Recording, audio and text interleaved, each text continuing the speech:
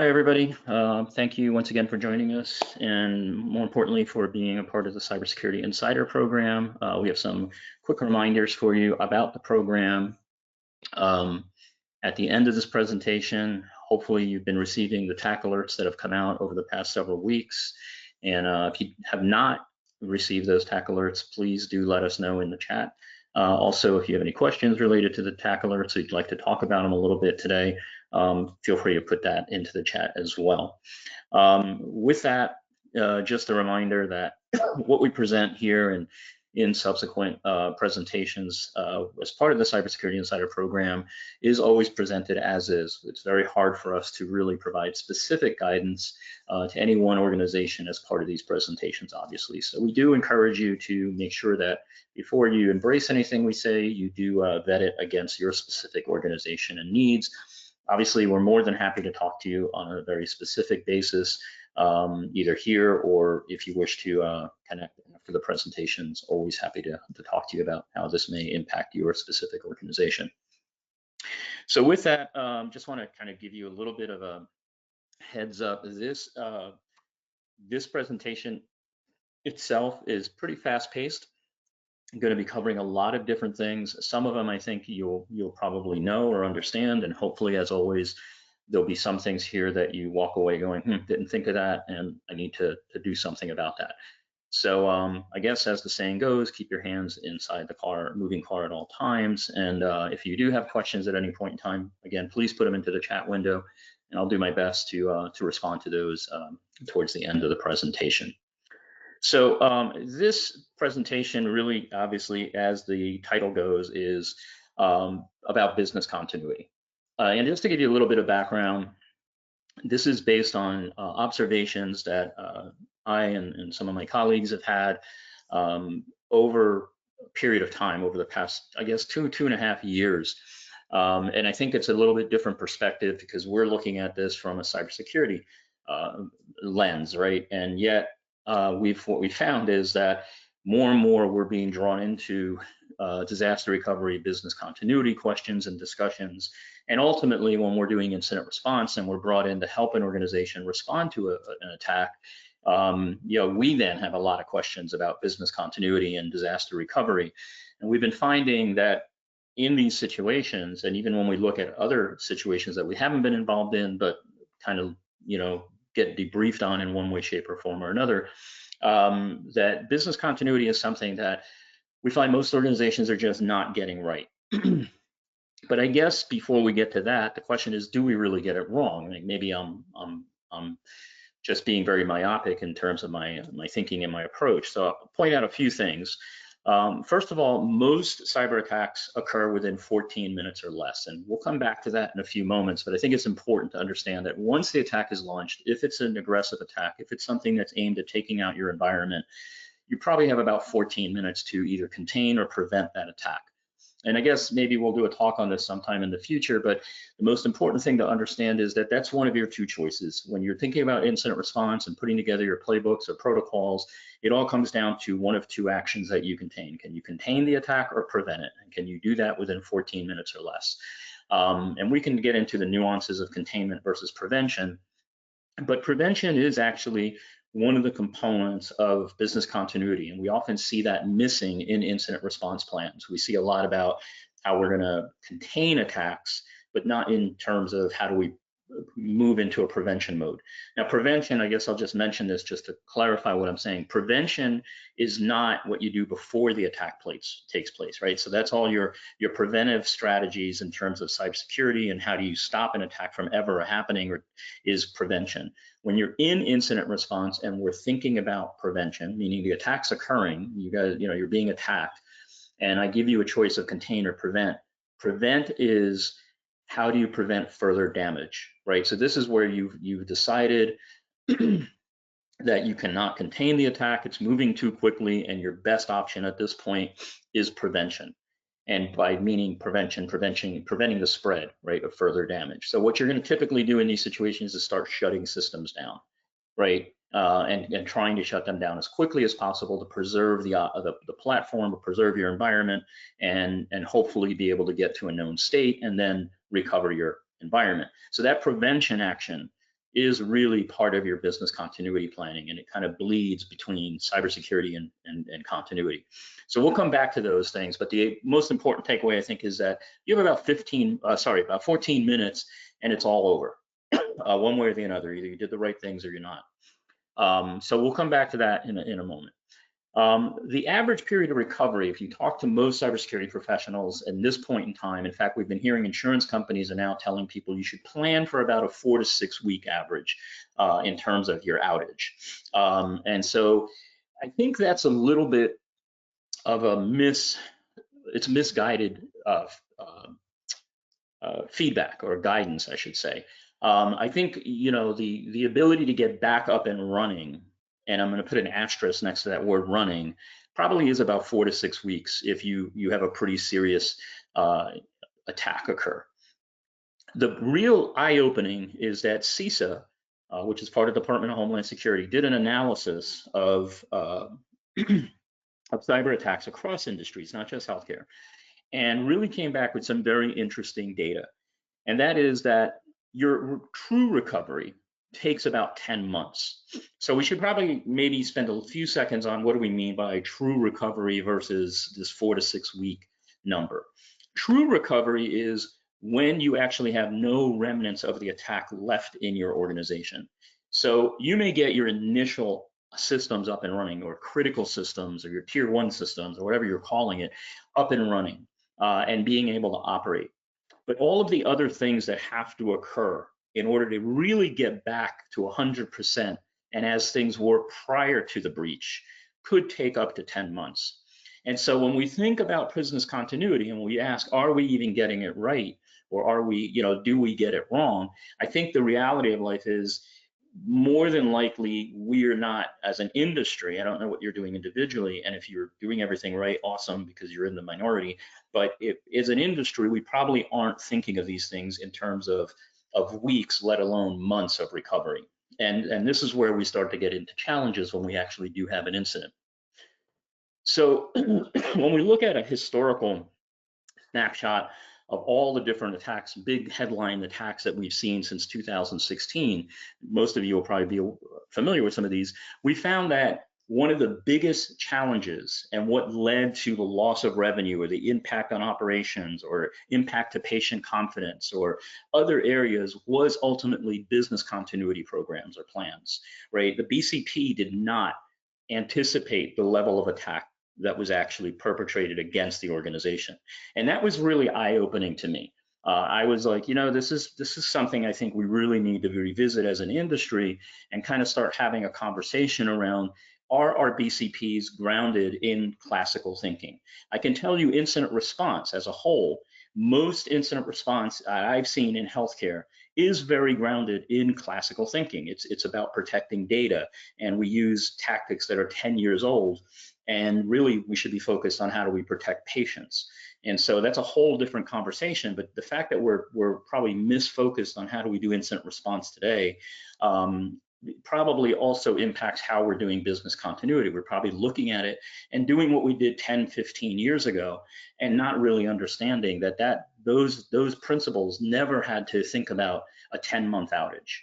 Never had to really think about several weeks of outages. And we'll talk more about this in a moment, but I want to kind of give you a snapshot.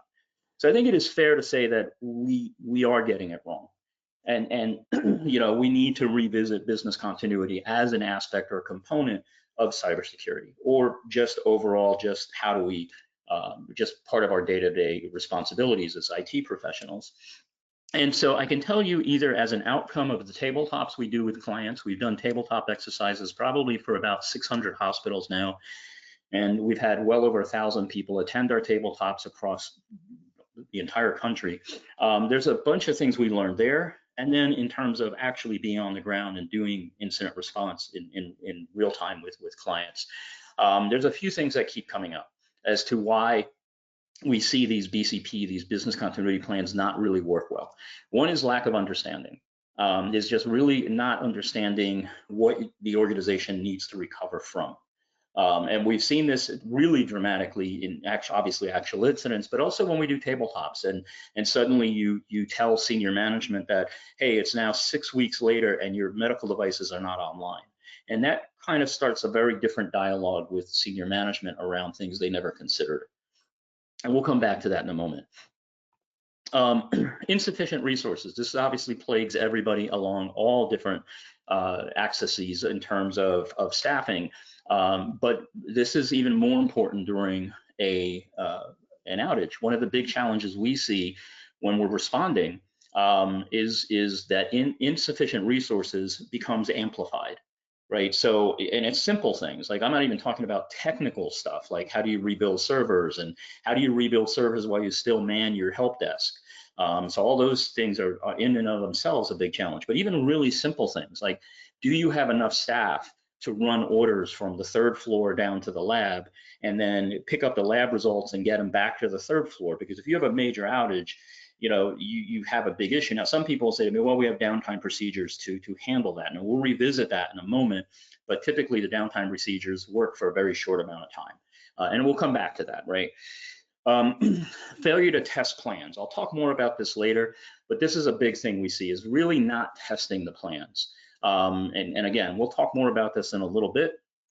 Siloed approaches, meaning that, a lot of times what we see is even if you have OEM involved and some other groups within a hospital, that often we see that BCP plans are really focused on IT and HIT systems, right?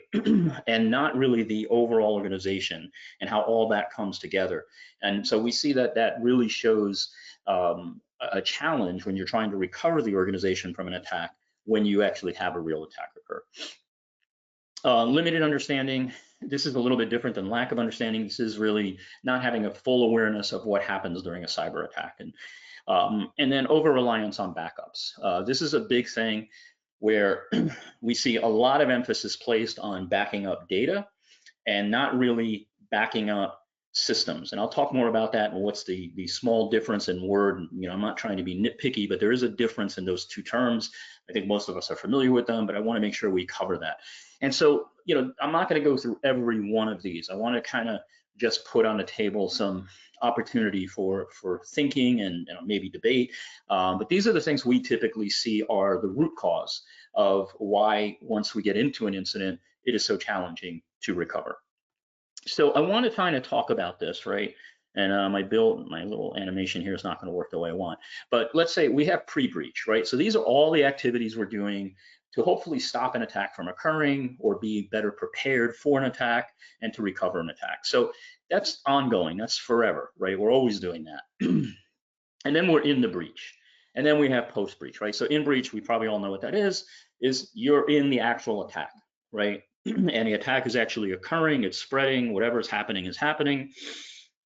And then you go to post-breach. I think one of the things, though, that we don't really understand, and this is why I took time to put together this graphic, is how quickly we transition from pre-breach to in-breach to post-breach. Now, pre-breach to in-breach is a matter of seconds, right? The alert occurs or you get notified of something through the help desk or however it's occurring, it's reported and you declare an incident, right? And so immediately, once that incident's declared, we've, in a blink of an eye, we're from pre-breach and now we're in breach. The challenge is that in breach, as we mentioned, is about 14 minutes. And most of our planning that I've seen really goes into how do we deal with those 14 minutes. Now, if we use the CISA data, what's interesting is we spend 10 months in post-breach trying to get the entire platform back up and running. And we really don't, I think, have a great grasp on how that 10 months process needs to go and what we have to have in place. Now, one of the big questions, one of the kind of management objectives that I would suggest people think about is how do you get those 10 months down to 8 months, right? How do you get the 8 months down to 6? How do you get yourself down to a 90-day recovery? When you start thinking of that, that becomes even more challenging, right? Because if on average we're spending 10 months and we get ourselves to a point where we realistically understand what it would take to restore our environments over a 10-month period, and all of the challenges. Once we have that, then we need to go back to our plans and figure out how we optimize them and how can we tweak them down to an 8-month outage, a 6-month outage. And the reason that's important is because of obviously the financial implications. There is a big difference between having limited services for 3 months versus having full services within 3 months and the impact on revenue, which obviously impacts margins, which ultimately is a discussion on how much you want to invest in order to get yourself restored fully in a broader sense. But I think it's important that we kind of look at where is the real pain in cybersecurity. And the real pain is in recovery, right? You know, if you knew, if you were 100% sure that if anybody took out your systems, you could be up and running in a matter of 2 hours, chances are you wouldn't be so worried about detecting attacks. And I'm not saying this is good practice. I'm just kind of illustrating a point here, right? So I'm not saying you shouldn't be detecting attacks or responding and hardening systems, but think about all the efforts we put into that. And ultimately, if we do get breached, we're talking about a 14-minute window, and then the next 10 to 12 months of our lives are spent recovering the platform. So really, there's kind of a weird, like, should we put more money into recovery and really being in a really great position that, hey, if something hits us, we're going to be back and running in this amount of time. Can we beat the averages? Let's say you discount Department of Homeland Security or CISA's 10-month timeline. What if it is really 4 to 6 weeks? 4 to 6 weeks is a very long time. And even when we've done tabletops, having an organization down for 4 to 6 weeks is really challenging, and it causes all kinds of ancillary problems. So what if you could get the 4 to 6 weeks down to 3 weeks, right? Or could you get it down to 2 weeks or 1 week? Now, obviously, there's cost structures that come into play with each one of those, right? It's more costly if you want to be up on a 4-9 basis versus a 5-9 basis, and the difference in those 1-9s is obviously exponential. But my point of this is if you start thinking of this in terms of should we begin to accelerate or evolve our post-breach activities, you may find that you have a better return on investment long-term than continuing to spend a lot of time in your in-breach activities. And that doesn't mean you should not impact your pre-breach. If I would say, hey, where do you want to spend the most money? It'd probably be pre-breach and post-breach, is really figure out how to stop something from ever occurring, and then if it does occur, how to recover as quickly as possible. But again, that's up to you to decide if that's the right approach or strategy for your organization. I'm just trying to illustrate the issue. So the problem that I see if we keep going down this path is that when we work with organizations, typically what we see is that their downtime planning and ability to manage downtime is anywhere from 8 hours to 72 hours, right? So typically when we go in and we're working with somebody in a tabletop because things are more calm, and we say to them like, well, how long do you think you could be on paper or off your systems? The answer comes back as, well, 24 hours or 16. And the most we've heard is 72. So what that tells me is that that organization, their business continuity plan is tied to a 72-hour clock. And I'm being generous because a lot of organizations will tell me it's 8 hours, 10 hours, 12 hours. But that's the ultimate litmus, right? How long do you think you could be on paper? 72 hours. Now, what's the problem here is if we cross that threshold, if we go past 72 hours, we have chaos breakout, right? And this is not meant to be funny. It's really what we see starting to happen. Right, once we get past that 72 hours, right, so we're at 0 hour, which is kind of here, right, is the moment that 14-minute windows expires, we're now in recovery mode. Whether we like it or not, we are, because the attackers have probably executed their attacks. And so now we're in a position where the clock is ticking on the downtime procedures. And what we find is when we cross this threshold, people are either tired or exhausted. You start to realize there's a lot of things you didn't plan for. You start realizing this is going to be a lot longer than you thought. And as this clock continues to tick, you know, we're in 1 week, 2 weeks, 4 weeks, 6 weeks, it really is a very big challenge, right? So again, it brings me back to how well or how much better do we need to get at this post-breach activity? So we're going to talk a lot more about that. So some of the things that cause this are kind of what you're seeing build out on the screen. And these are the things that ultimately create this, oh my gosh, we didn't think this through. And we now have a bigger challenge on our hand than we ever anticipated with with our continuity plans. And so this is where, and one of the biggest ones is emotional and psychological impact. What we see really after that, even 48 hours, is staffs get tired, people are getting emotional, and I don't mean they're crying or anything in a corner, it's just they're tired, they're worn down, right? And now you have a lack of resources, so you don't have enough people to do all this, and suddenly you realize that's a big challenge for you, and nobody ever really anticipated how are we going to deal with staff and the mental approaches they need or the mental support they're going to need. We start realizing that, hey, we're well beyond 72 hours, and the people we had or we thought we could use to run orders from the basement or the lab, wherever you have that, up to the 3rd floor, or to get orders transmitted from a clinic that's a half-mile down the road to our lab, or adjust orders, or whatever you're doing has suddenly changed, right? We could do that for 24, 48, 72 hours, but now we're in hour 96, and those kind of challenges is becoming an issue. Lack of baselines, we'll talk about. Backup integrity, we're going to talk about more deep. Lack of realistic understanding, hopefully all of this is kind of shedding light on some of that. It's not meant to be in any way demeaning. It's just stuff we've learned and we're excited to share with you.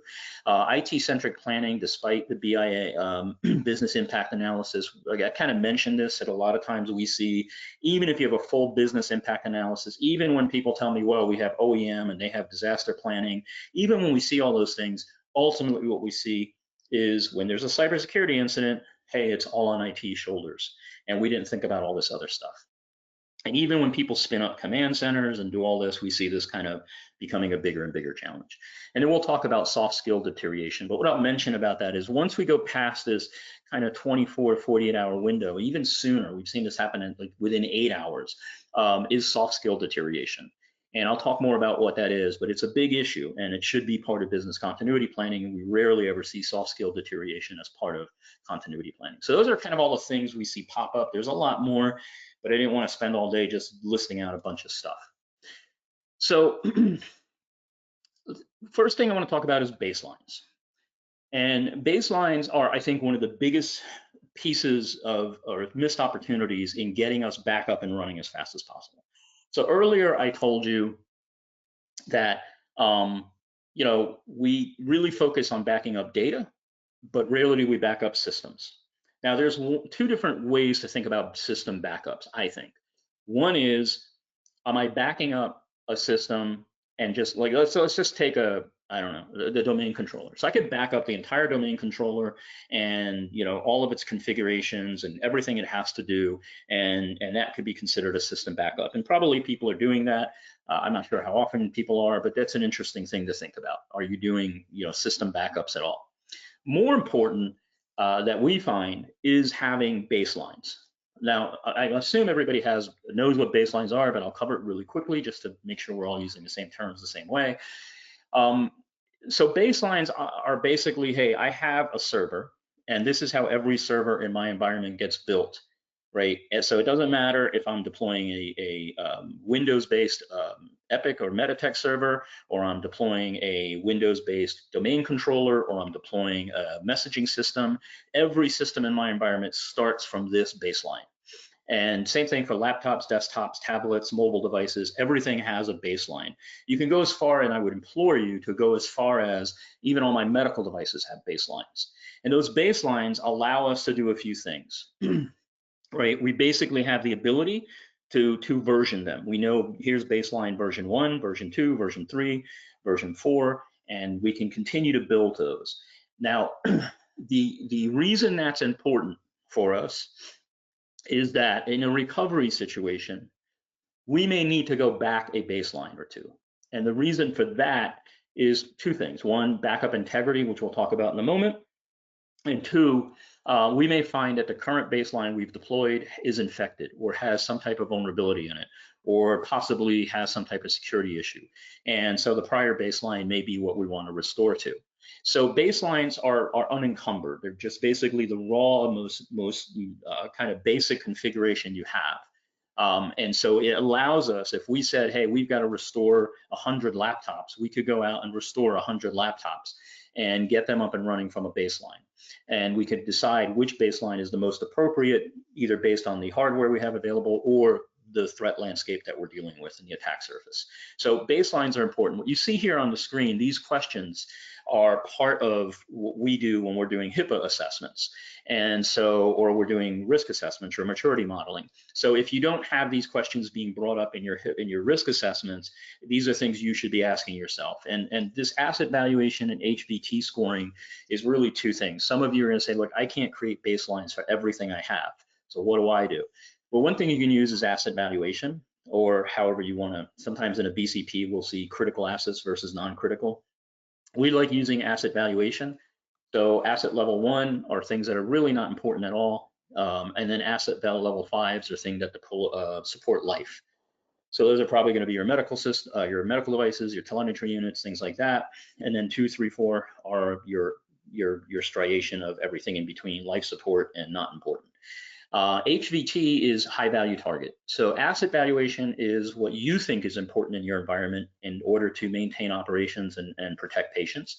And HVT are what attackers think is important. So if you get threat intelligence that says, hey, attackers are really interested in XYZ software or XYZ service or hardware, then you probably should be thinking like, okay, we need to create a baseline off of that, because if we do get hit with that attack, they're really interested in it. And the thing is, what the attacker's interested in may not line up with your view of what's important in your environment. So that's how we use asset valuation and high value targets. It's a way to basically stratify our values or our asset criticality, and also to give the attacker a voice in terms of what they think is important. Either way, what we're ultimately trying to do here is assure that we have baselines, appropriate baselines. And if we can't create baselines for everything, we at least create baselines for all the most important assets in our environment, given the resources and economics that we have.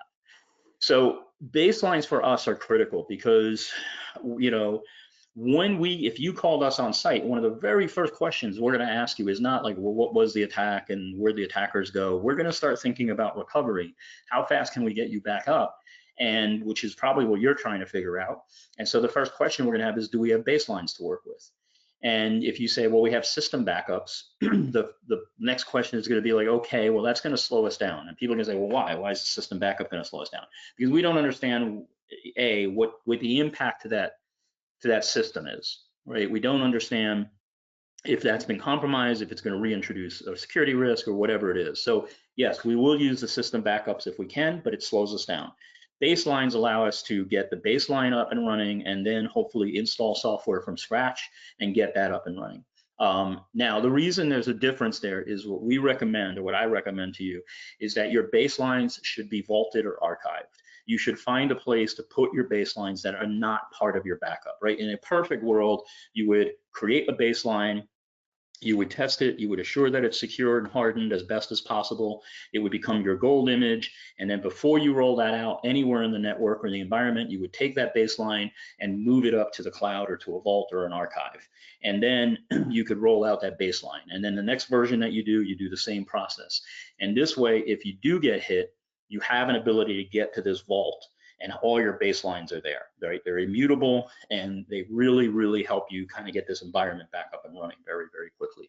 So where you store the baselines should be separate of where you're installing the rest of your backup data and everything else.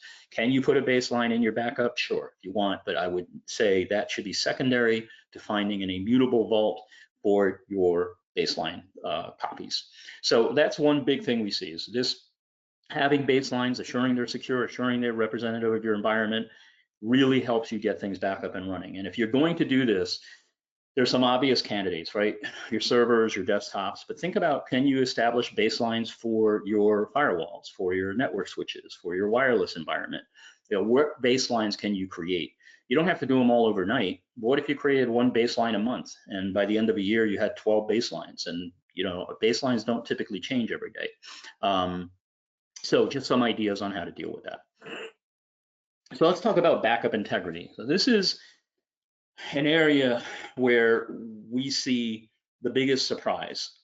What I mean by that is, you've been attacked, you kind of go, thank gosh, we've got backups, and we should be okay.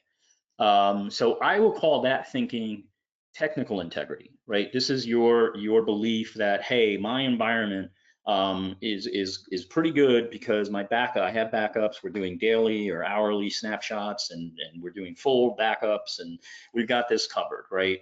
And I've spent a ton of money on this replication scheme, and all this stuff. So that's all technical integrity, and we can call into question whether or not we really know if technical integrity is right or wrong, right? Is we just trusting the source and trusting the software and this process, or do we really test it? I'll get into testing in a moment, but let's just put all of that in a bucket of technical integrity.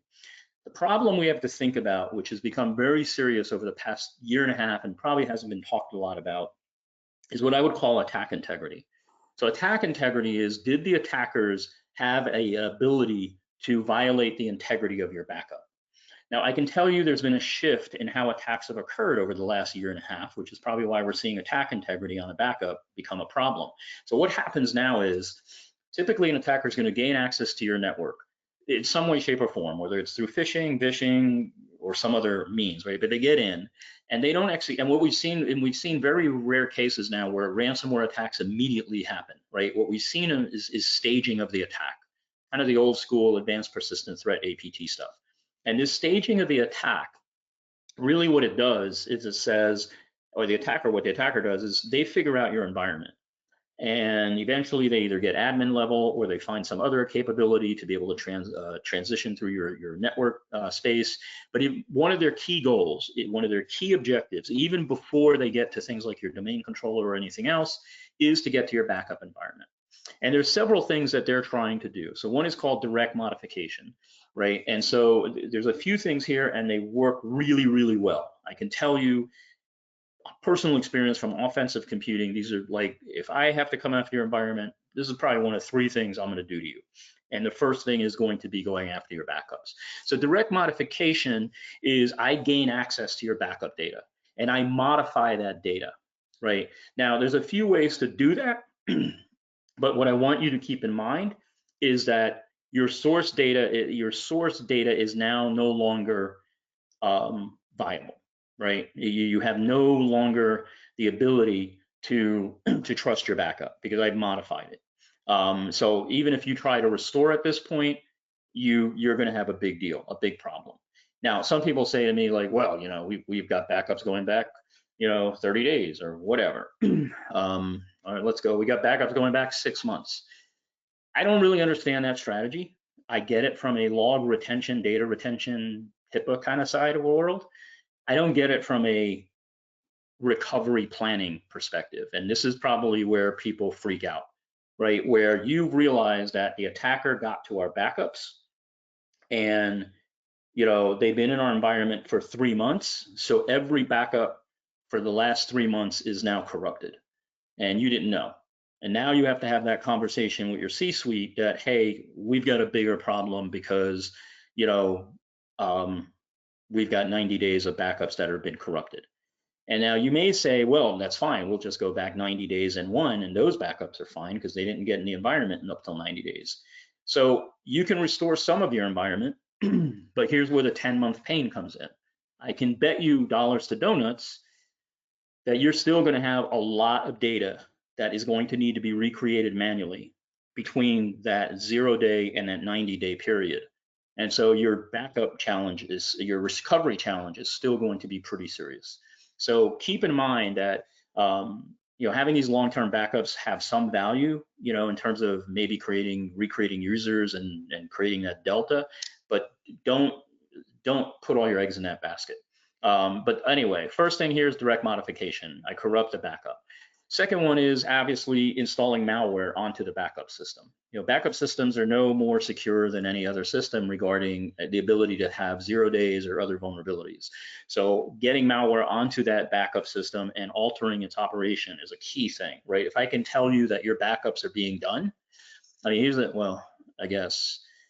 All right, I'll say this. So, one really cool attack is basically I get to your backup system, I demonstrate to you that yes, backups have been completed successfully, but really what I've done is I've given you kind of a Stuxnet approach. You think everything's fine, but behind the scenes, I've deleted your backup files and I've replaced them with zero inflation files, basically a file that has a bunch of dummy data and is backing up and going to wherever you're sending it, but the actual contents of that file are garbage. So that's one way I can use malware, right? Is to give you the perception that everything's going well, but it's not. And then manipulating metadata, right? I can get in there and start changing timestamps, checksums, doing all kinds of wacky things to trick the system that's doing the backup to do what I need it to do and ultimately circumvent the integrity of the system. And then supply chain, right? If I know you're backing up to the cloud, can I go after the cloud provider and cause challenges to them? So the real kind of bottom line message here is I have had way too many conversations with people where they tell me that, you know, hey, they're good because they've got backups in place. And really what I need you to kind of think about is life has changed. Bad people now know that. And so there's a lot of effort placed on going after the backup and creating a challenge to integrity before launching the actual attack, right? So I could stay in your network for 90 days, 100, you know, I think 220 days is the average amount of time in a network. So if I get in there and I'm in there for 220 days and I've messed with 220 days of your backups in some shape or form, and then I launch my attack, you know, that's going to be a hard recovery. So something to think about. Soft skill deterioration. So this is a big one. You don't have to read what's on the right-hand side of the screen, but I'll give you an example of what we mean here. And this sometimes we see occur within hours of a real serious attack. It doesn't have to take 72 hours. We see deterioration of skills occur immediately, right, within 8 hours. So what is soft skill deterioration? Now, I typically use a nursing example for this, and I'll talk to you about that, but this can occur with any kind of skill, right? So for example, we see this when we go to do recovery and we're asking network admins to rebuild servers. And they're like, well, I'm gonna have to rebuild it from scratch. And you can see that they're scared, right? Because they know all eyes on them. People are waiting for these servers to come back up and they don't have baselines. And so they now have to build things from scratch. And when you've got, you know, a bunch of VMs and you got a huge hypervisor environment, and you got to reconstruct that, and your network settings aren't right, and you forgot that, you know, when you set this up 2 years ago, you had to do something special on the switches, and traffic's not routing the way you want. You know, that's where we get that emotional psychological hit, right? And now it becomes a bigger issue, and it's really hard to deal with that. So that's skill deterioration just on the IT side, right? And then we start thinking about clinical app configuration and a whole bunch of other stuff. But where we see this really kind of be sneaky and we don't really call it out as part of business continuity planning is clinical staff. And we kind of joke about this, and I think it's kind of funny, where, you know, I'll go to Chime or Muse or wherever, HIMSS, and people will talk about like, well, yeah, you know, these new physicians couldn't do XYZ without a computer, right? Or they wouldn't even know how to write an order if it came down to it, you know, or whatever it may be. And I think that, you know, it's kind of interesting and I guess somewhat funny, but if we step back and think about now you've been part of a cyber event, you need to think about this in terms of patient safety. One of the skills we see that a lot of people have lost because they are relying on EMRs and other types of systems is ability to do med math. And so we see this hit really hard where you're trying to do things like what's on the screen there is IV titration. And so what we see now is, hey, an attack is hit. I tell you that all your medical devices are gone. You've been using smart pumps for the last 5 years to do your IV titration automatically, and you get to input, you know, the patient's weight, and it does all the calculations, and you're like good to go. Now all of a sudden we take that away, and the last time you did med math was when you were in nursing school. So this is a pretty serious situation. And we've actually been in tabletops where we play out this scenario, and we've had chief nursing officers say to us, like, this would be a massive issue. You know, I don't even know where I would start. We've actually had organizations come out of those tabletops and go in and do mandatory med math classes on a quarterly basis now so that their people can stay up to par on how to do med math. Now, I'm just giving you a simple example. The real message here is skill deterioration will impact recovery, and unfortunately, it could impact patient safety. So when we're thinking about business continuity, again, we sometimes think about this just from IT, and so we're siloed, but, you know, there's a lot bigger things, a lot of kind of, you know, challenges and twists and turns that become part of this recovery process. And regardless of what department you're in, you know, getting the organization back up and running is everybody's job, right? And we don't want to be in that 10 months till we get fully going. We got to think about how do we stop skill deterioration. It's a really big challenge. And this is, you know, working with nursing education and your CNO and CMO is a big deal to do this. You'd be surprised how big a issue this is in recovery. So some of the things I want to kind of talk to you about. One of the things we've been seeing, if you're a bigger organization, this may be something you want to consider. If you're smaller, you probably wear multiple hats anyway. But integrating security, your cybersecurity team, or whoever's responsible for security, if you have a CISO or an IT security director, I would make business continuity, you know, their job. If you attend our session next month, we're talking about the electric sector or the power sector and what we learned from them and that could apply to healthcare. One of the lessons they learned is, you know, your CISO is responsible for business continuity because it is a part of security, right? It is a part of the grand equation of, okay, we've been hit, how quickly can we get back up and running and recover from an attack? So I would just tell you, this should all be one thing: business continuity, incident response, cybersecurity, one integrated approach. Realistic restoration testing. If you want to know, how do I know if an attacker has gotten to my data and corrupted it, you've got to do a real restoration. I can tell you when we go through HIPAA assessments or whatever, maturity modeling, or whatever, NIST 853 and NIST CSF, whatever we go through when we're doing assessments, one of the big things we ask people is, do you perform restoration? Everybody pulls out a really cool little policy and shows us how they do it. And yeah, we do monthly or weekly or whatever you're doing, restores. And then we ask them, okay, who's inspecting the data? Do you have a clinical analyst, a clinician? Like, who is coming in and telling you that data is still valid? And the answer I get is, well, no, we just do a restore and we get a report that the restore occurred. Well, that's not doing a restoration test. That's just the testing if the software can load a backup. A restoration test is really looking at the integrity. You actually have somebody with knowledge of the data validating that that data is still has integrity, right? That there's data integrity there. So doing this is a real fast way to figure out if something's gone wrong. Either you have a system issue or you have an attacker in the environment who's gotten to your backups. So realistic restorations, I know they're a pain because you have to get other people involved, but really think about, could you use these? Maturity risk assessment for business continuity, you know, whether we would do it for you or somebody else or whoever you want, really have somebody take a look at, hey, is this plan really respective of the current threat landscape and current best practices and challenges? Or are we still using things that are kind of dated and just came up through the years in HIT? So it's well worth trying to go down that path and figure out where you really stand before you have a real incident, and then you realize we probably have a lot of lessons we could have learned. This is one that's kind of simple, but I don't see a lot done, is doing a pen test specifically against your backup system, right? Is asking somebody, because typically you're doing external, internal pen test, I hope. Maybe you're pushing it and doing wireless security assessment. Maybe you're doing a physical pen test, which all those are really important and great to do. But usually, even if you're doing an internal pen test, they're pretty broad, right? You're trying to figure out, where can an attacker get to an environment? What can they learn? How can they move? Can they traverse? All that. It probably is worthwhile to say, hey, look, can you just do a pen test on my backup system, right? Tell me if an attacker could get onto the system, could escalate privileges, could introduce malware, could ruin the integrity of my backups. Could they do that, right? Because I think being able to get in front of at least that problem helps you sleep a little bit better at night, knowing that, yeah, we have some issues with the backup and we fix them, or we patch them, or we talk to the vendor. Okay, it's backup strategies. So you probably all heard about 3-2-1. If not, you basically want 3 copies of your data. You want to have 2 copies stored on different mediums or devices, and 1 copy stored offline. I think this is a good starting point, but doesn't really work completely in today's world. So I would tell you that you probably want to add +1 all of these if you can. So basically you want 4 copies of your data, and you want at least 3 different venues of where you're going to store stuff. And then 2 of those should be offsite.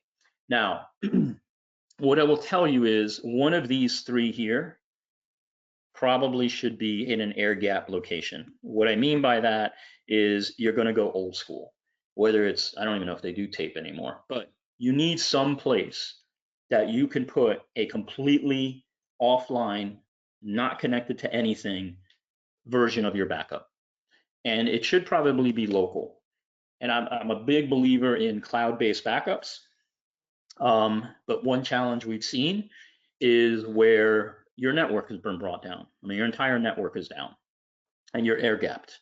So having this kind of air gapped backup does a few things. One, if the network does go down, you at least have something you can get to. Maybe it's not going to be as timely as your cloud-based or other offsite stuff, but you can get to it.